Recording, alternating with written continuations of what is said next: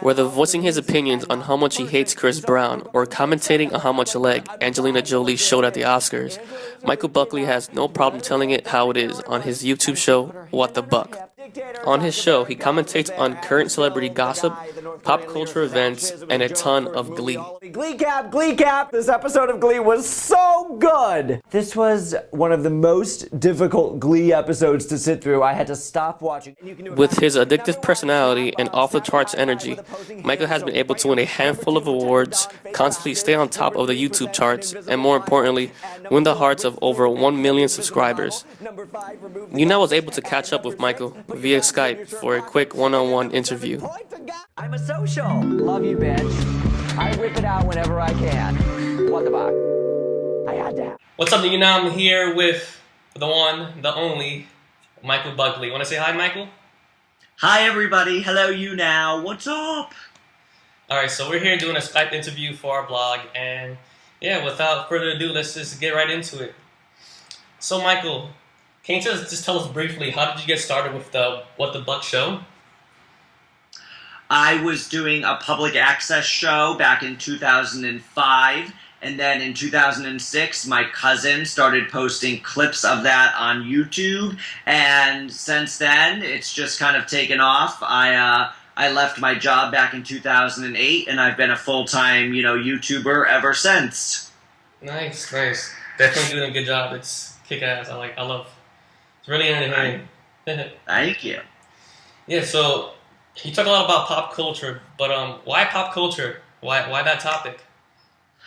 That's a good question. That was kind of what I was interested in with my whole life. Like when I was even like a child, as a 4-year-old, I was obsessed with television, and I was watching sitcoms at 4 years old, and I was just always interested in, pop culture and celebrities. And when I started What the Buck, I really didn't like the entertainment shows that were on the air. So this was kind of before TMZ, before other things that, now everybody kind of is snarky, but I was kind of snarky before the whole world was snarky. Like, I just wanted to do something that was humorous, because I just think the life of celebrities are so silly, and it's so, you kind of have to make fun of it because it's so ridiculous. So I really felt the need to make fun of it. And I would be home watching like American Idol and Survivor and just have all these funny thoughts. And I would write them down or go to work the next day and say, hey, did you guys see American Idol? And I would tell a joke. And then, luckily I had now I have a different platform, so I don't have to annoy people in public. I can just annoy them on their computer. So definitely a trailblazer in that genre. Yeah. And even being on the internet, people, when I would tell people, I was, a YouTube star or making videos on YouTube, you could see them like, oh, what's that? And now everybody wants to be, an internet star. So, I was a couple years before the whole world, jumped on the bandwagon. Yeah, cool, man, cool. Now, after you quit your job, to pursue YouTube for, a full-time living, how has Michael Buckley changed since then? Oh my gosh. Well, I'd like to be like, oh, I'm the exact same person. And I think at the core, I'm the exact same person. But, my life is completely different. When you're not working, 40 hours a week at a desk for someone else, my life is completely different. My mental state is a lot, more peaceful. It's hard to explain. I guess, yeah, it's funny because, sometimes I feel like, wow, I'm the exact same person, but 4 years later, I know my life is completely different than it was 4 years ago. So, everything's better, though. There's nothing that I would say, oh, I wish that this was still, everything's just been good and positive and, good life changes. So that's, like anybody, it's just to find something that you love and do it for a living. That's all anybody wants in life. So, I went from working behind a desk for, doing administration work to just getting to do what I was doing anyway for fun, for a hobby, to get to go to do that for a living. So, that's a really nice feeling. Yeah, definitely a blessing just to do what you like full-time and get paid for it. It's also cherry on top. I know. It's funny because I always tell people, it's like, it's hard to say, you want people to do something that they love. And for me, it was like I was doing it and I loved it, and then financially it paid off. Nowadays everyone's going for the money. They're like, I didn't realize you could make a living doing this. But now everybody kind of wants that, and they're like, I don't want to work. Everybody needs to know. I mean, I was doing it 50 hours a week, not making a dime. Yeah. I mean, it's not like you just can, everybody who's at the top of their game on YouTube or YouNow or any site is working very hard to be at the top of their game. Yeah, definitely. Now, there's no doubt that your YouTube show is it's a big hit. It's really successful. Now, do you have any advice for those who wants to follow in your footsteps and maybe take the next leap and making their channel like the next What the Buck Show?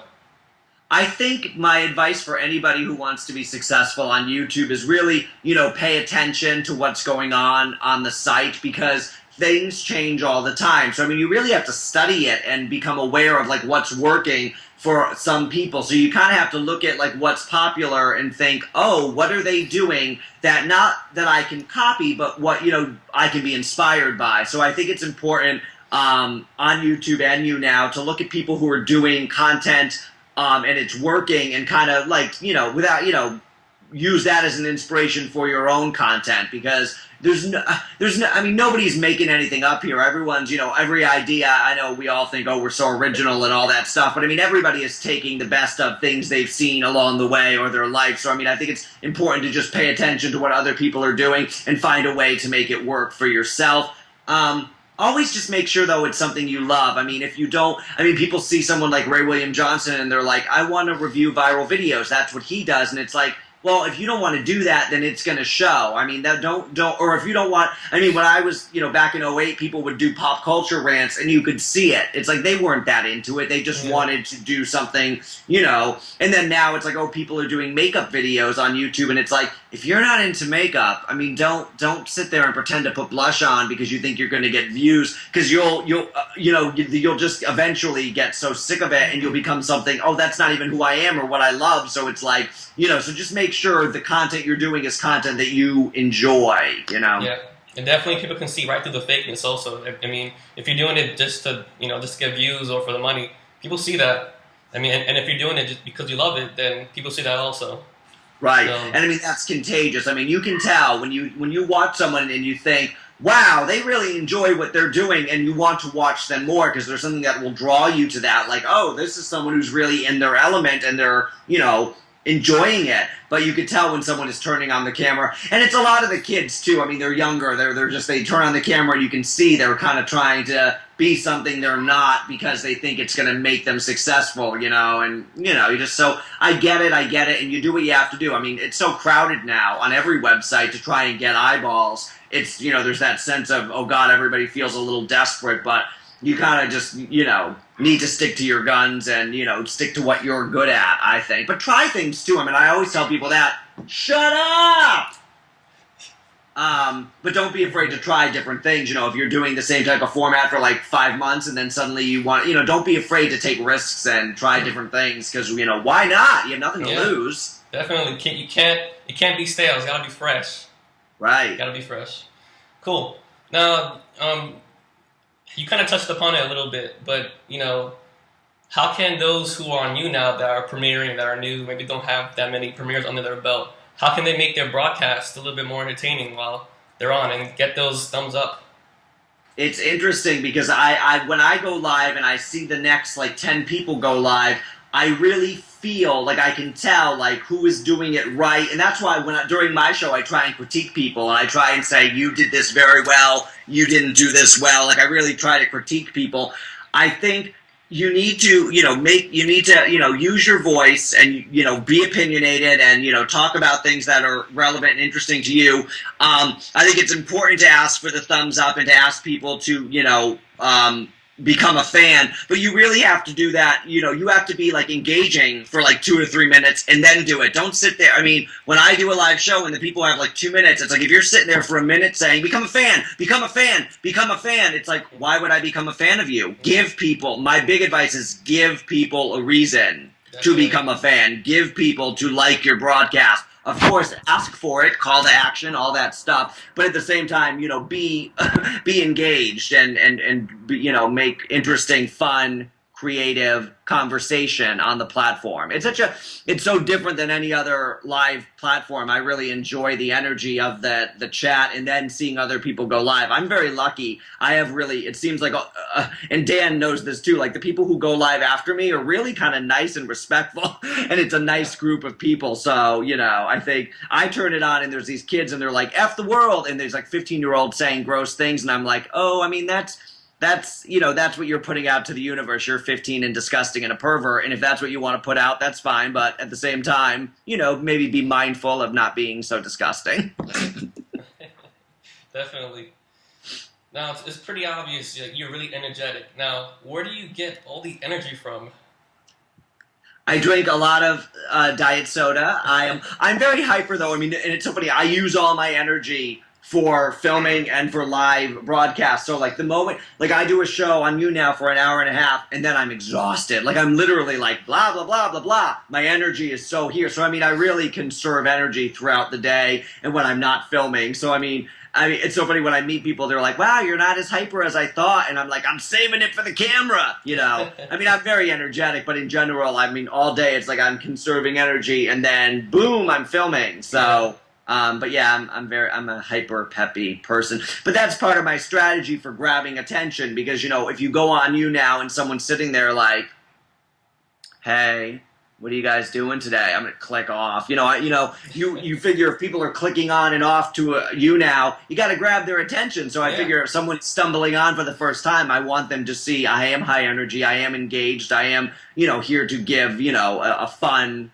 live show. Yeah, definitely. Like all the hyperness and all that's definitely an attention grabber. Mm-hmm. Like this, quick, cool. Yeah. Now, what's a typical day like for Michael Buckley? What was the question? What's a typical day like for you?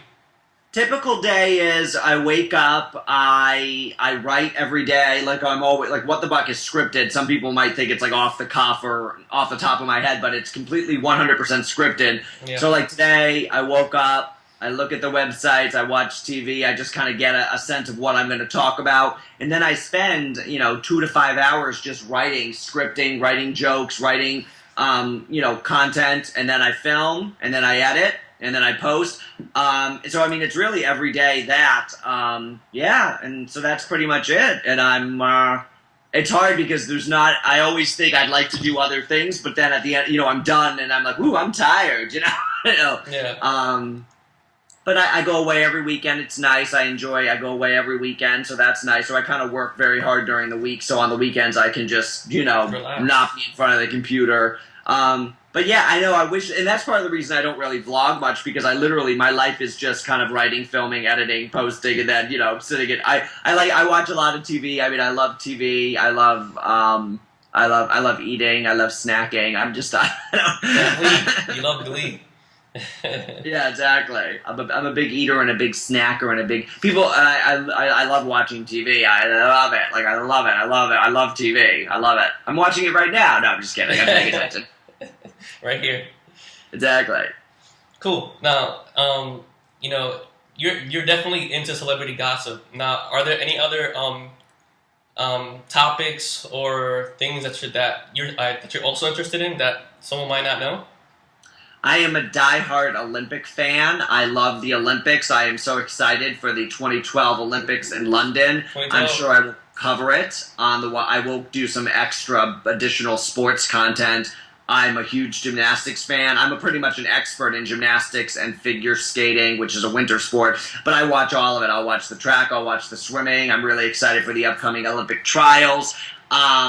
Yeah, so I love Olympics. I do try and cover Olympics when they're on. I do cover Olympics. I do cover politics a little, but I'm just not a very political person. And the moment you say something political, the whole world wants to, and I'm not well versed in politics. I mean, I'm well versed in like Kardashians and crap like that. So I mean, if I say something political, I really wouldn't even know what to, I actually wrote a song back in 2007 to the tune of to a Christmas song. I will not vote for you, Barack Obama. Anyway, it was very, then he became the president, but I don't know. But it was, that was kind of like my one time being semi-political, But, yeah, what else? I love theater. I love going to musical theater, but again, that's something it's not really people don't really talk about that much. But I do. I love musical theater. I love going to New York and seeing Broadway shows. Cool. Cool. Definitely, those are definitely cool topics. I mean, I'm not too big into Olympics, but I watch it from time to time, and I like curling. I don't know. Curling. I like curling.